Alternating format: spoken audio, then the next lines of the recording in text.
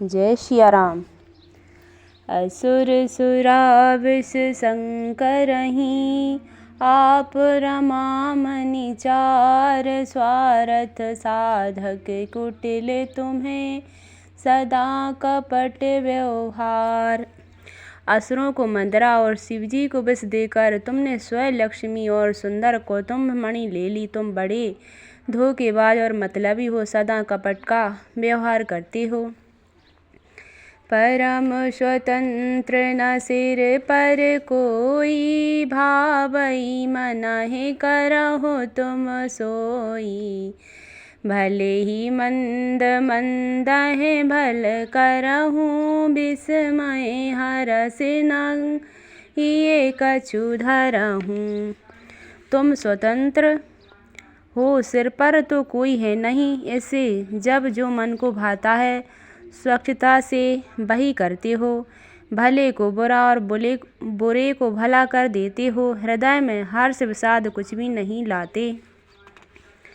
डहक डहक पर चिहु सब काहू, अति असंक मन सदा उछाहू। करम शुभाशुभ तुमहि न बाधा, अब लग तुमहि न काहू साधा। सबको ठग ठग कर परख गए हो और अत्यंत निडर हो गए हो। इसी से ठगने के काम में मन में सदा उत्साह रहता है। शुभ अशुभ कर्म तुम्हें बाधा नहीं देते। अब तक तुमको किसी ने ठीक नहीं किया था। भले भवन अब बायन दीन्हा, पावोगे फल आपन कीन्हा। बंचहु मोहे जीवन धर देहा, सोई तन धरहूँ श्राप मन ईहा। अब कि तुमने अच्छे घर बना दिया है, मेरे जैसे जबरदस्त आदमी से छेड़खानी की है, अतः अपने किए का फल अवश्य पाओगे। जिस शरीर को धारण करके तुमने मुझे ठगा है, तुम भी वही शरीर धारण करो, यह मेरा श्राप है। कपियाकृति तुम कीन हमारी, करे हई कीस सहाय तुम्हारी। मम उपकार कीन तुम भारी, नारी बिरह तुम होब दुखारी। तुमने हमारा रूप बंदर का सा बना दिया, इससे बंदर ही तुम्हारी सहायता करेंगे। मैंने जिस स्त्री को चाहता था, उससे मेरे वियोग कराकर तुमने मेरा बड़ा अहित किया है। इससे तुम भी स्त्री के वियोग में दुखी होगे।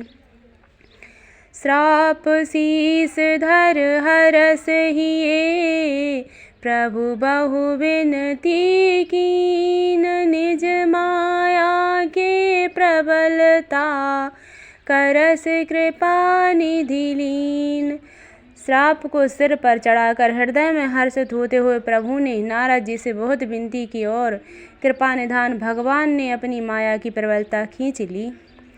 जब हरि माया दूर निवारी, नहीं तहीं रमा न राजकुमारी। तब मुनि अति सभीत हरि चरना, गहे पाहे प्रणतारति हरना। जब भगवान ने अपनी माया को हटा लिया, तब वहाँ न लक्ष्मी ही रह गई न राजकुमारी ही। तब मुनि ने अत्यंत भयभीत होकर श्री हरि के चरण पकड़ लिए और कहा, हे शरणागत के दुखों को हरने वाले, मेरी रक्षा कीजिए। मृषा होऊँ मम श्राप कृपाला, मम इच्छा कहे दीन दयाला। मैं दुर्वचन कहे बहु तेरे, कहे मुनि पाप मिटहि किमि मेरे। हे कृपालु, मेरा श्राप मिथ्या हो जाए। तब दीनों पर दया करने वाले भगवान ने कहा कि यह सब मेरी ही इच्छा से हुआ है। मुनि ने कहा, मैंने आपको अनेक खोटे वचन कहे हैं, मेरे पाप कैसे मिटेंगे। जपहु जाए शंकर सतनामा, हुई हृदय तुरत विश्रामा। को नहीं शिव समान प्रिय मोरे, अस परतीत तजहु जन भोरे।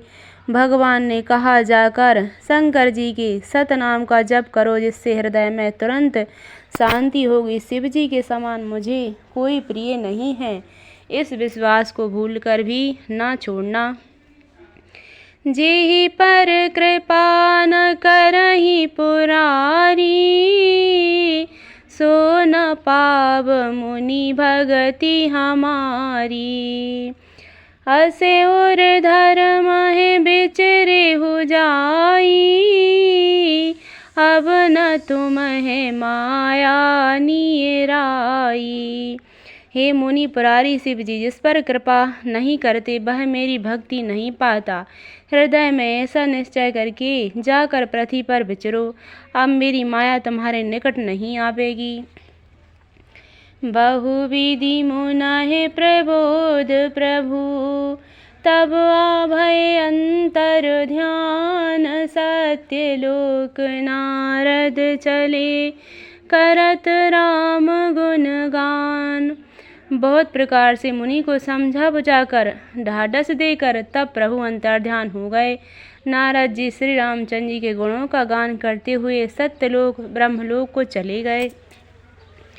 हरिगण मुनहि जात पथ देखी, विगत मोहे मन हरस विशेषी। अति सभीत नारद पही आए, गहे पद आरत बचन सुनाए। शिव जी के गणों ने जब मुनि को मोहित और मन में बहुत प्रसन्न होकर मार्ग में जाते हुए देखा, तब वे अत्यंत भयभीत होकर नारद जी के पास आए और उनके चरण पकड़कर दीन वचन बोले। हरिगण हम न बेप्र मुनि राया, बड़ अपराध कीन फल पाया।